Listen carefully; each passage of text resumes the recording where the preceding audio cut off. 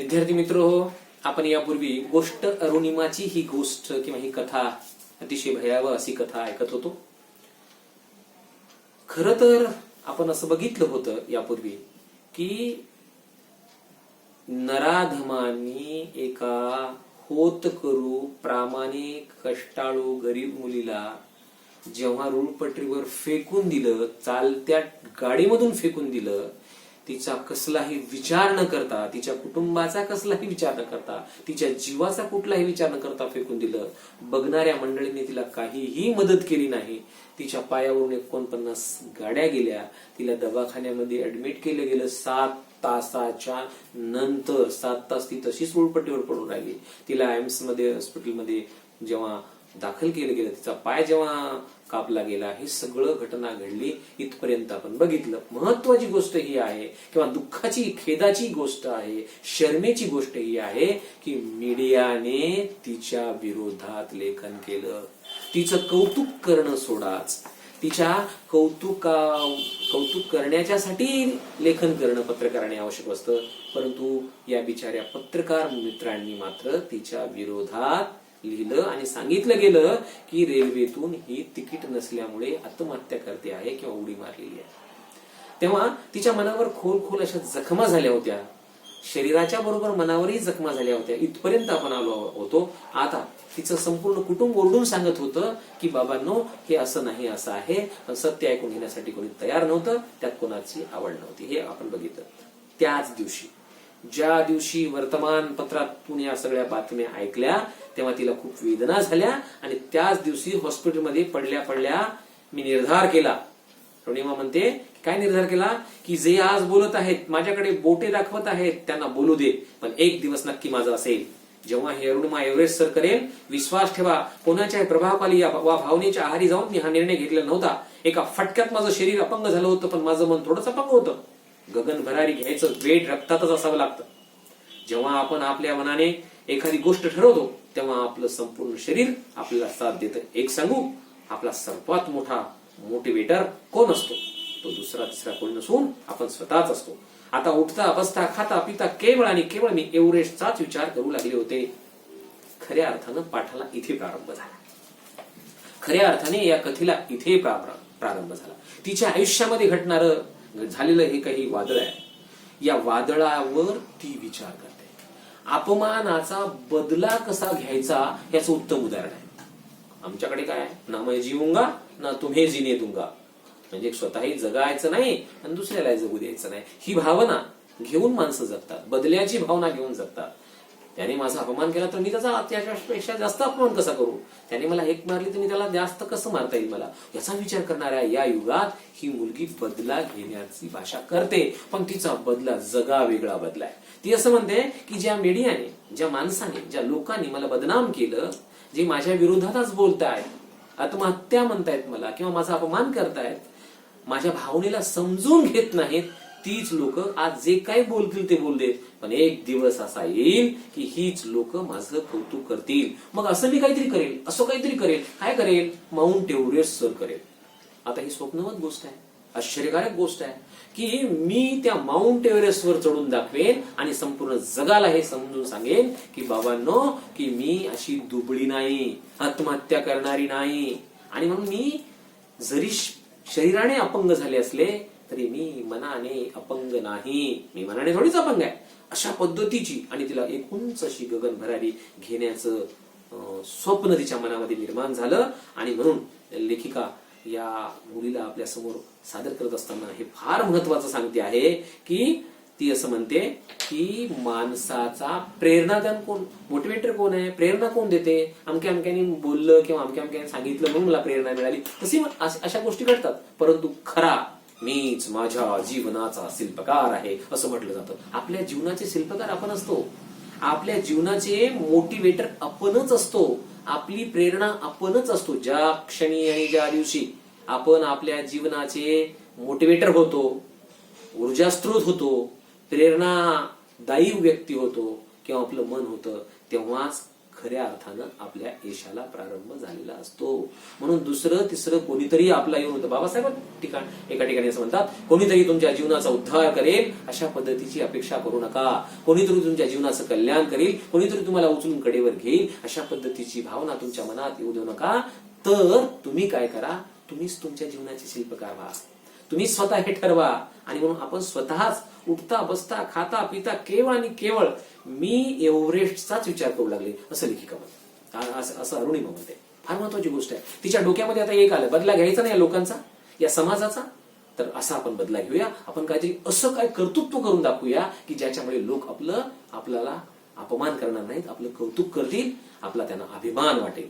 आपल्यामुळे आपल्या देशबांधवांची शर्मेने मान खाली होईल, कुटुंबाची शर्मेने मान खाली होईल, असं आपल्या हातून होऊ नये यासाठी ही प्रयत्न करते. आणि यासाठी ही जीवाचा आट्टापिट्टा करते आहे. ती पुढे असं म्हणते आहे की माझा एव्हरेस्ट सर करण्याचा निर्धाराचा जेव्हा मी उच्चार केला तेव्हा अगदी टोकाच्या प्रतिक्रिया ऐकायला मिळाल्या. शरीराला जखमा झाल्यामुळे बहुधा अरुणिमाच्या डोक्यावरही परिणाम झालेला दिसतोय. अर्थातच लोकांनी माझं बोलणं हसण्यावर नेलं, पण माझं कुटुंब आणि भाईसाहेब माझ्या बरोबर खंबीरपणे उभे राहिले. एक अवघड पण मला शक्य आहे असं वाटणारा प्रवास आता सुरू होणार होता. आता दुसरी एक फार महत्वाची गोष्ट आहे, आपण गंभीरपणाने लक्षात घेतली पाहिजे. मुलांनी विशेषतः आपण सगळ्यांनी गंभीरपणाने घेतली पाहिजे. एखादी गोष्ट आपण करण्यासाठी निघालो तर लोक त्याचं कौतुक करतीलच असं नाही, लोक त्याला प्रेरणा देतीलच असं नाही, तर उलट पक्षी आपल्याला प्रतिबंध निर्माण करतील, अडथळे निर्माण करतील आणि ती गोष्ट आपल्या हातून होणार नाही याचीच जणू ती जाणीवपूर्वक काळजी घेतील की काय, अशी एकूणच समाजामध्ये मोठ्या पद्धतीची प्रवृत्ती असण्याची शक्यता किंवा असतेच असते. तेव्हा इथं काय झालं, या मुलीने जेव्हा आपला अपमानाचा बदला काहीतरी करून दाखवण्यासाठी घेतला, हा निर्णय जेव्हा घेतला, तिने उच्चारलं, जेव्हा हे बोलून दाखवलं, तेव्हा लोक काय म्हणत होते की ही ऍक्सिडेंट झाला, हिचा अपघात झाला किंवा ही आत्महत्या करायला गेली आणि तिच्या पायावरून गाडी गेल्यामुळे तिचा पाय तुटला गेला, ही अपंग झाली, म्हणून तिच्या शरीराबरोबरच तिच्या मनावर परिणाम झाला, ती वेडी झाली आणि वेड्याचे झटके तिला आले, त्याच्यामुळे ही काहीतरी बरळते आहे, ओरडते आहे. म्हणजे तिने जो निर्धार केला, पक्का निर्धार केला, तो निर्धार आहे असं कोणालाच वाटलं नाही. तिची जिद्द आहे असं कोणालाच वाटलं नाही. उलट तिच्या डोक्यावर परिणाम झाला, ती वेडी झाली, अशा पद्धतीच्या अफवांचे पेव पसरले गेले. किती महत्वाची, किती दुर्दैवी गोष्ट आहे बघा. आणि लोकांनी तिच्या या शब्दाला सिरियसली किंवा गंभीरपणे घेतलं नाही, हसण्यावर नेलं. इथे तिचा परत अपमान झाला. परंतु लोक काय म्हणतात ते काय फार महत्वाचं नाही. आपण म्हणतो ना, सबसे बडा रोग क्या कहेंगे लोग, लोक काय म्हणतात ते म्हणू दे, काय परवा करायची नाही, काय फिकीर करायची नाही. मग आपण काय म्हणतो हे महत्वाचं आहे. आता यापूर्वीच्या तासामध्ये, या पूर्वीच्याच परिच्छेदामध्ये ती काय म्हणाली होती की आपणच आपले मोटिवेटर असतो, आपणच आपले प्रेरणास्थान असतो. तसं तिने त्या लोकांकडे लक्ष दिलं नाही आणि तिच्या कुटुंब तिच्या पाठीमागे होतं आणि हे अवघड वाटणारा प्रवास ती आता शक्य करणार होती आणि तिच्या प्रवासाला प्रारंभ झाला होता. तिने ठरवलं होतं लोक काय म्हणतील ते म्हणू, पण आपल्याला मात्र माउंट एव्हरेस्ट आपल्याला सर करायचं. पहिला टप्पा होता गिर्यारोहण प्रशिक्षणाचा. एम्स मधून डिस्चार्ज मिळाला. साधारणपणे एखादा हातपाय कापावा लागलेला पेशंट दिवसेंदिवस अगदी महिने उठत नाही. मी 2च दिवसात उभी राहिले. एका पायात घोट्याची हाडे तुटल्याने रॉड घातला, ज्याच्या हाडाची जुळणी अजून पुरी व्हायची होती. दुसरा पाय म्हणजे मांडीपासून खाली कृत्रिम पाय बसवलेला. असा माझा अवतार नी जोडीला भाईसाहेब. आम्ही पोहोचलो होतो थेट बचेंद्री पाल यांच्याकडे. बचेंद्रजी म्हणजे एव्हरेस्ट सर करणारी पहिली महिला. त्याचं एकमेव आशा होत्या की ज्यांनी माझ्या ध्येयाचा आदर केला, मला प्रोत्साहन दिलं. त्या म्हणाल्या, अरुणिमा, तू अशा परिस्थितीत इतका मोठा निर्णय घेतलास, तुला ठाऊक आहे तुझ्या आतलं एव्हरेस्ट तू केव्हा सर केलंयस. आता तुला एव्हरेस्ट सर करायचं आहे ते फक्त स्वतःला सिद्ध करायला, जगाला तू कोण आहेस हे दाखवून द्यायला. आणि अरुणिमाच्या आयुष्यातला एक सुखद प्रसंग निर्माण झाला.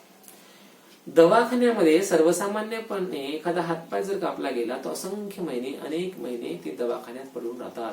पण ही मुलगी, तिला जेव्हा डिस्चार्ज मिळाला तर 2 दिवसामध्ये ती उभी राहिली. तिच्या हाडांची जुळणी व्हायची होती. अजून एक पाय तर छन्नी झाला होता, तिला तर कृत्रिम पाय लावला होता आणि दुसऱ्या पायाच्या गोट्याच्या खालचं जो जे हाड आहे ते अजून तंदुरुस्त झालेलं नव्हतं. अशा अवस्थेमध्ये ही मुलगी घरी जायला पाहिजे होती. डिस्चार्ज झाल्याने ही मुलगी घरी गेली नाही. बघा किती जिद्द असते. जिद्द म्हणजे हे आहे, जिद्द म्हणजे काय ही आहे. तिने काय केलं की माउंट एव्हरेस्ट सर करतो म्हणून ती गप्प बसली का? काही लोक नुसतीच स्वप्न बघतात वेड्यासाठी. त्याला दिवा स्वप्न असं म्हणतात. दिवसा बघितलेली स्वप्न दिवा स्वप्न असतात, ती खरी होत नाही. आणि ती खरी करण्यासाठी प्रयत्न, मी असं असं करेन. मोठ्या प्रमाणामध्ये आपण मुलं वेळापत्रक तयार करतो. सकाळी इतक्या वाजता उठतो, दुपारी इतक्या वाजता मी असं व्यायाम करीन, मी तसं करेन, आणि 2-4 दिवस आपण हे करतो, त्यानंतर आपण विसरून जातो. स्वप्न बघा ना तुम्ही, अब्दुल कलामचे वगैरे सगळे जर आपण सुविचार ऐकले की तुमच्या लक्षात येईल की कोणाला स्वप्न म्हणतात. की नुसती बघितलेली स्वप्न हे स्वप्न नसतात, किंवा रात्री झोपेमध्ये पडलेली स्वप्न नसतात, तर त्या स्वप्नांच्यासाठी आपल्याला रात्रंदिवस मेहनत करावी लागेल, ते खऱ्या अर्थाने स्वप्न असतात. इथे ही नुसती स्वप्न बघत नाही माउंट एव्हरेस्टवर जाण्याची, तर सरळ सरळ ती बचेंद्री पाल यांच्याकडे जाते. ही अशी एक महिला आहे की जिने पहिलं म्हणजे एव्हरेस्ट सर करणारी पहिली महिला आहे, तिच्याकडे ही जाते. आणि तिच्याकडे जाऊन आपली गोष्ट, आपली कथा, आपली हकीकत, आपलं स्वप्न ती तिथे सांगते. आणि सांगितल्याच्या नंतर सगळे लोक तर तिला हास्यास्पद म्हणतायत, सगळे लोक तर तिची टिंगल टवाळकी करतायत, सगळे लोक तर तिला वेड्यामध्ये गृहीत धरतायत. पण ही अशी महिला आहे, तिला प्रेरणा देते, प्रोत्साहन देते, सांगते की बेटा की तू ऑलरेडी आता ते तुझं स्वप्न पूर्ण केलेलं आहेस. तुझ्या मनामध्ये जेव्हा हे तू ठरवलंस तेव्हाच तुझं हे सगळं शक्य झालेलं आहे. फक्त आता एक औपचारिकता राहिली आहे. कुठली औपचारिकता राहिली आहे? जगाला फक्त तुला सिद्ध करून दाखवायचं आहे, जगाला तू कोण आहेस हे दाखवून द्यायचं आहे. एवढंच काय ते बाकी आहे. तू म्हणजे तिला असं म्हणायचं होतं की बेटा you will be success, no problem and no doubt. तू यशस्वी होणारच आहे, कारण तुझ्या मनाचा निर्धार हे फार महत्वाचं आहे. तुझं मनाशी ठरवणं, निश्चित करणं हेच महत्वाचं आहे. तू निश्चय केलास, आता तू यशस्वी होतील. इतकी सकारात्मक ऊर्जा ती या मुलीला देते, अरुणिमाला, आणि स्वतःला सिद्ध करण्यासाठी प्रेरणा देते, प्रोत्साहन देते आणि आशीर्वाद देते. नेहरू गिरिभ्रमण प्रशिक्षण केंद्र बहुधा आशिया खंडातील सर्वोत्तम असावं. इथं माझे 1.5 वर्षासाठी खडतर प्रशिक्षण सुरू झाले. छोटे पण बऱ्यापैकी धोकादायक पर्वत चढणे, जवळपास मरणप्राय कठीण अनुभव, ध्येयापासून विचलित करू पाहणारी कष्टदायी प्रशिक्षण, यातून मी तावून सुलाखून निघत होते. नेहरू गिरिभ्रमण प्रशिक्षण केंद्र आहे आशिया खंडामधलं सगळ्यात नंबर 1च मानलं जाते. अतिशय महत्वपूर्ण असं आहे. असंख्य लोक या ठिकाणी तयार झालेले आहेत. असंख्य लोकांनी याच केंद्रामध्ये प्रशिक्षण घेऊन आपलं नाव लौकिक केलेलं आहे. अशा या अतिशय प्रसिद्ध अशा केंद्रामध्ये ती जाते. 1.5 वर्ष तिथे खडतर मेहनत करते, प्रशिक्षण घेते. आणि या प्रशिक्षणाच्या वेळी काही गोष्टी ठळकपणे लक्षात आल्या. तिच्या काय लक्षात आल्या की सरावाच्या वेळी चढाई करताना माझ्या कृत्रिम पायाची टाच व चवडा, ज्यावेळी मी जमिनीत रुतवत असे त्यावेळी ते सतत गोल फिरत, त्यामुळे तो पाय घट्ट रोवणे कठीण होऊन बसे. उजव्या पायांची हाडे एकत्रित राहण्यासाठी त्यात स्टीलचा रॉड घातलेला होता. त्यावर थोडा जरी दाब दिला गेला तरी तीव्र वेदनांचे झटके बसत. माझ्या अशा अवस्थेमुळे प्रथम माझ्यासोबत माझा शेर्पा यायला तयारच होईना. साहजिकच आहे, जिथे अव्यंग धडधाकट माणसे गिरिभ्रमण करण्यास धजत नाहीत तिथे माझी काय कथा. पण माझ्या घरच्या लोकांनी माझ्या शेर्पाचे मन वळवले आणि मग तिथून पुढे सुरू झाली क्षणोक्षणी आव्हानांना भिडणारी जोशपूर्ण अशी 52 दिवसाची एक रोमांचकारी लढाई. आता बघा, सर्वसामान्य तुमच्या माझ्यासारखी चांगली माणसं सुद्धा, धडधाकट माणसं सुद्धा माउंट एव्हरेस्टचं स्वप्न बघत नाही. हे पहिली गोष्ट आहे. दुसरी गोष्ट अशी की ही अपंग आहे आणि तिचा जो पाय आहे कृत्रिम बसवलेला, जमिनीवर ठेवल्यानंतर किंवा रुतवल्यानंतर तिथे ती फिरते आहे पाय, कारण ती कृत्रिम आहे. आणि त्याच्यामुळे तिची जी घट्ट जमिनीवरची पकड आहे ती पकड मजबूत बसत नाही. मग कसं काय प्रवास करणार, मग कसं काय चढाई चढणार, हे अवघड गोष्ट आहे आणि हे अशक्य वाटायला लागते. म्हणून तिला जो मार्गदर्शन करणारा आहे तो सुद्धा तिच्या सोबत यायला धजावत नाही, तयार होत नाही. अहो, जिथे धडधाकट लोक सुद्धा गिरिभ्रमण करण्यासाठी घाबरतात किंवा हिंमत करत नाही, तिथे हिची काय बिशाद आहे. पण तोही तयार होत नाही. पण हिची इतकी जिद्द आहे, हिचे घरचे प्रयत्न करतात, त्याचं मन वळवतात आणि त्यालाही तयार करतात. आणि आव्हानाला सुरुवात होते. 52 दिवस, 52 डेज, 52 दिवस ही मुलगी तिथे रोमांचकारी अशी लढाई लढते, प्रयत्न करते, प्रामाणिक प्रयत्न करते, कष्टप्रद प्रयत्न करते, वेदनादायी प्रसंगातून ती पुढे जाते आणि ती पूर्ण करते. प्रत्येक गिर्यारोहकाला शिखरापर्यंत पोहोचण्याआधी 4 बेस कॅम्प करावे लागतात. एकदा का तुम्ही कॅम्पला पोहोचलात की तिथून शिखर 3500 फुटांवर आहे. पण जास्तीत जास्त मृत्यू याच टप्प्यात होतात, म्हणून याला इथे डेथ झोन म्हटले जाते. मला तुम्हाला सांगायचं वाटतं की चौथ्या बेस कॅम्पला पोहोचेपर्यंतही आधीच्या कॅम्प्समध्ये मी माझ्या सहकारी गिर्यारोहकांमध्ये नेहमीच पुढे असे, इतकी पुढे की लोक विचारत, मॅडम हर बार आप हमसे आगे रहते हो, आखिर खाते क्या हो भाई. मी अपंग, त्यात मुलगी, म्हणून कसल्याही प्रकारची सवलत किंवा सहानुभूती नको होती मला. कदाचित याच विचाराचं प्रतिबिंब माझ्या कृतीतून उमटत होतं. आता हा परिच्छेद फार महत्वाचा आहे, अजून महत्वाचा आहे. त्याचं कारण असं आहे की या ज्या कॅम्पमध्ये शिकत होती, ट्रेनिंग घेत होती, मेहनत करत होती, कष्ट उपसत होती, तिथून शिखर किती होतं? 3500 फुटावरचं अंतर आहे. आणि विशेष म्हणजे ती त्या याच्यामध्ये जी जाते, जो तो टप्पा आहे 3500 फुटाचा तिथला, तिथे त्याला डेथ झोन असं म्हणतात. म्हणजे तिथेच लोकांचे जास्तीत जास्त मृत्यू होतात. तेवढ्या टप्प्यामध्येच मृत्यूचा टप्पा असं म्हणतात. तिथे जास्तीत जास्त लोक मरतात. तिथे मेले की संपले, तिथून जे वाचले की पुढे मग खूप छान. अशी सगळा जो प्रकार होता. तर लेखिका अरुणिमा असं म्हणते की तुम्हाला सांगावंसं वाटतं की चौथ्या बेस कॅम्पला पोहोचेपर्यंत आधीच्या कॅम्प्समध्ये मी माझ्या सर्व गिर्यारोहकांमध्ये नेहमी, ही मुलगी सगळ्यात पुढे असायची, नेहमी पुढे असायची, नेहमी पुढे असायची. नेहमी असं व्हायचं. खरं तर मुलगी आहे एक गोष्ट, आणि दुसरी अपंग आहे, आणि या दोन्ही गोष्टी असताना ही सगळ्यात पुढे आहे. आश्चर्याचीच गोष्ट आहे. आणि म्हणून हे आश्चर्य बघून तिथले तिचे जे काही सहकारी मित्र मैत्रिणी असतील ते हिला म्हणायचे, मॅडम की हर बार आप हमेशा आगे रहते हो, तुम्ही आमच्या नेहमी पुढे राहता हो, कसं काय, काय खाता तरी काय बाबा तुम्ही, अशा पद्धतीने ती गमतीने तिला म्हणायचे.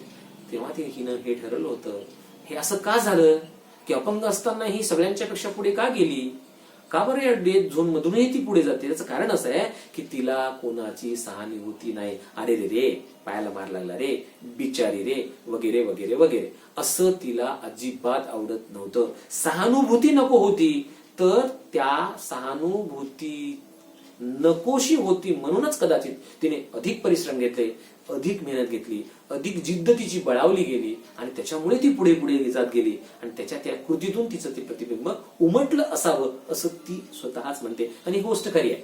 कोणाचे उपकार नको असतील, कोणाची सहानुभूती नको असेल, तर मग आपण असं केलं पाहिजे, असं मनाशी ठरवलं पाहिजे. आणि तिने ते ठरवलं, आणि जे ठरवलं ते नक्की होते. पण तसा आपण प्रयत्न केला पाहिजे. बऱ्याचदा गंमत अशी होते, एखादा थोडासा खड्डा आहे आणि तुम्हाला पलीकडे जायचंय, उडी मारून जायचंय, तेव्हा पहिल्यांदा आपण विचार करतो की इथून माझी उडी जाईलच का, मी मध्येच पडेल का, कसं होईल, काय होईल, कसं करू, जाऊ की नको, जाऊ की नको. असं जेव्हा जाऊ की नको, करू की नको, असं जेव्हा माणसाच्या मनामध्ये होते, तेव्हा ते तसंच होते. अरे मला वाटलं तसं होणार नाही, मग होतच नाही. कसं होत नाही, मी करून बघते, मी करून बघतो, असं जेव्हा माणसाच्या मनामध्ये येते तेव्हा ते सक्सेस होते. तसं तिचं झालं. डेथ झोनची चढाई सुरू झाली. जिकडे तिकडे मृतदेहांचा खच पडलेला, हाड गोठवणारी थंडी, मृत्यूच्या जवळून दर्शन होत होतं. मला आदल्या रात्री भेटलेला बांगलादेशी गिर्यारोहक मृत्युमुखी पडला दिसला. पोटातून उसळून वर येणाऱ्या भीतीला मी आवर घालत होते. तुला मरायचं नाही अरुणिमा, अंतर्मनाला वारंवार मी हेच बजावत होते. खरं सांगते, आपलं मन जसं सांगतं तसंच, अगदी तसंच आपलं शरीर वागतं. हे फार लक्षात ठेवण्यासारखी गोष्ट आहे मित्रांनो. केवळ 10वीच्याच मुलांना नाही किंवा मुलींना नाही, तर आयुष्यातल्या जन्मलेल्या बालकांपासून मरेपर्यंतच्या प्रत्येक माणसाने हे नक्की निश्चित डोक्यात साठवून ठेवलं पाहिजे, बंद ठेवलं पाहिजे की आपलं मन जसं सांगतं तसंच आपलं शरीर वागतं. ही डेथ झोनची चढाई सुरू झाल्यानंतर तिच्या आजूबाजूला मृत लोक दिसत होते. कारण बरेच लोक, 1 2 3 4 कितीतरी मृतदेहांचा खच पडलेला होता, ढीग पडलेला होता. आणि विशेष महत्वाची, ती जवळून मृत्यू बघत होती. रात्री तिच्याशी गप्पा टप्पा करणारा एक बांगलादेशी गिर्यारोहक बाजूला मरून पडलेला होता. बघा, रात्री ज्यांच्याशी आपण गप्पा टप्पा केलेले आहेत, तो माणूस तिथे मरून पडलाय, तिथून तुम्हाला पुढे जायचं आहे. काय काय काय परिस्थिती असेल, हे गांभीर्य लक्षात ठेवा. आणि पोटातून उसळून वर येणारी तिची भीती, म्हणजे तिला अजून भीती वाटेल, बापरे. पण ती दाबत होती भीतीला. यस, घाबरायचं नाही. ती स्वतःला स्वतः सांगत होती, ए अरुणिमा. अरुणिमा स्वतःला काय सांगत होती, ए अरुणिमा, तुला मरायचं नाही, तुला मरायचं नाही अरुणिमा. ती अंतर्मनाला 1दा 2दा 3दा वारंवार वारंवार सांगत होती, बजावत होती. आणि तिला नक्की माहिती आहे की जे माणसाचं मन सांगतं तेच होत असतं. आता बघा, फॉर एक्झाम्पल, उदाहरण आपण बघूया. माणसाला 2 मन असतात, एक पॉझिटिव्ह, एक निगेटिव्ह, एक सकारात्मक, एक नकारात्मक. समजा एखादी गोष्ट एखादी चोरी करायची आहे. सकारात्मक मन म्हणते की चोरी करायची नाही, नकारात्मक म्हणते चोरी करायची. या दोघांच्या मध्ये द्वंद्व होतं, युद्ध होतं आणि त्यातलं जे जिंकते तसं होतं. करायची नाहीच म्हटलं की माणूस करत नाही, करायचीच म्हटलं की करते. म्हणजे या दोन मनाच्या मध्ये द्वंद्व होत असतं. त्यातलं जे चांगलं असतं ते होतं किंवा जे वाईट असतं ते होते. जे मन सशक्त असतं तसं होतं. इथे तसंच झालं. आपलं मन सांगत होतं की अरुणिमा तुला मरायचं नाही, तुला जिंकायचंय, तुला पुढे जायचंय, जगायचंय तुला. 7 तास एका ट्रेन मधून फेकून दिल्याच्या नंतर ती मेली नाही, आता काय मरणार आहे? किती किती किती निर्भय अशी ही मुलगी आहे. आणि म्हणून हे फार वाक्य तुम्ही अंडरलाईन करून ठेवा, लक्षात ठेवा की आपलं मन जसं सांगतं तसंच, अगदी तसंच आपलं शरीर वागत असतं.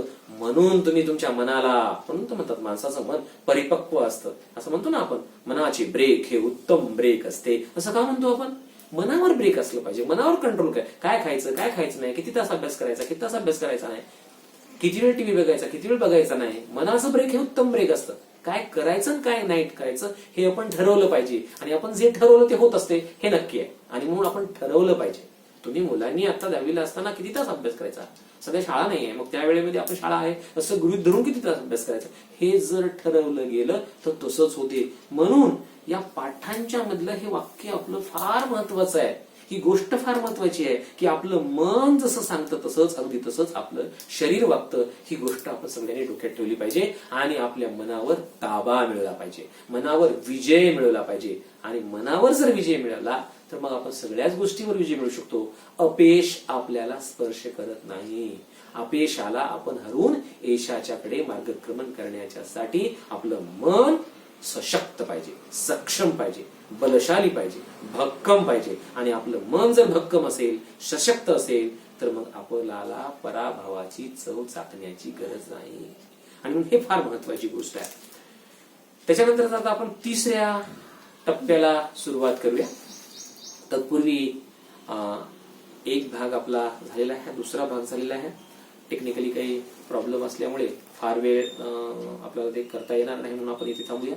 जाताना फक्त एवढं सांगतो की यानंतरचा भाग आपण 2ऱ्या याच्यामध्ये घेऊया व्हिडिओमध्ये. तर सगळ्यांनी एक लक्षात ठेवायचं आहे की अरुणिमाची गोष्ट आपण पहिल्या टप्प्यांमध्ये दवाखान्यांपर्यंत आलो होतो. 2ऱ्या टप्प्यांमध्ये आपण डेथ झोनची चढाई संपून पुढे चाललेलं आहे. आपलं शेवटचं वाक्य आपलं आहे की आपलं मन जसं सांगतं तसंच, अगदी तसंच आपलं शरीर वागतं. इथपर्यंत आपण आलो. आता पुढचा भाग आपण 2ऱ्या भागामध्ये सांगूया आणि संपूया.